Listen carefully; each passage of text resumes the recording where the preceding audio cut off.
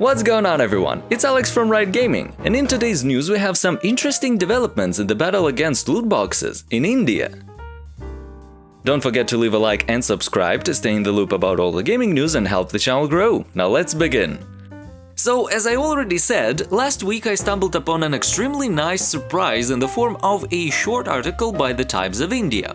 A PIL in the Gujarat High Court in India started a new move to legally classify loot boxes in video games as a form of gambling. Which, let's be real, there is no doubt in anyone's mind by this point that it is indeed the case. In short, public interest litigation is a big deal in India, since back in the day the Judiciary and Supreme Court of India used to entertain litigations only from parties directly affected. But with this, the court began permitting cases on the ground of public interests, which means even those who are not directly involved in the case can bring general matters of public interest to the court. So, the entire idea of this PIL is, yet again, to classify and then ban or regulate the inclusion of loot boxes in video games on the grounds that it is nothing but gambling, which is sort of prohibited in most Indian states. Now, let's clarify one thing here. In India, there is a General Gambling Act, which solidifies the general laws governing gambling in the country. But then we have state legislatures that are quite free to enforce their own gambling laws. Under the General Gambling Act, of course, but the general consensus is that any form of gambling should be frowned upon. Though most of these laws are actually created before online gambling, so they are generally referring to physical forms of gambling. And it leaves this entire thing an open topic, but which I am glad is being challenged and regulated.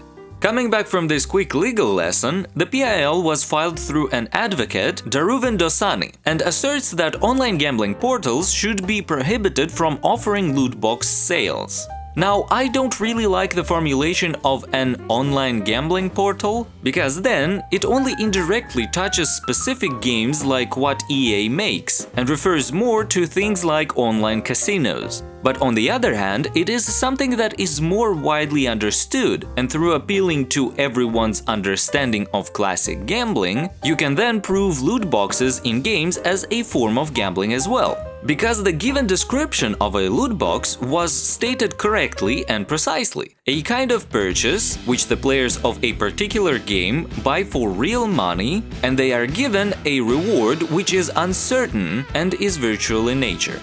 The desired outcome of this PIL is that the government will form a committee to mark the total number of games that offer such mechanics for their players and consider the fact of game creators offering loot boxes to their players as a form of gambling.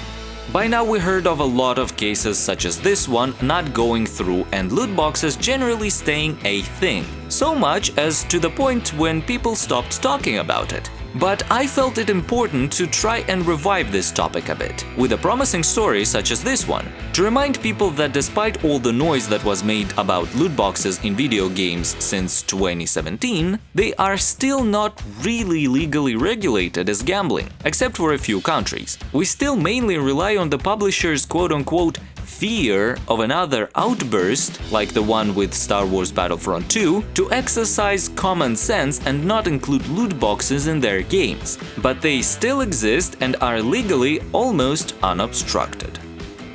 And that'll be it. As usual, don't forget to share your thoughts with me down in the comments. Thank you for watching, this was Alex, and I'll see you next time.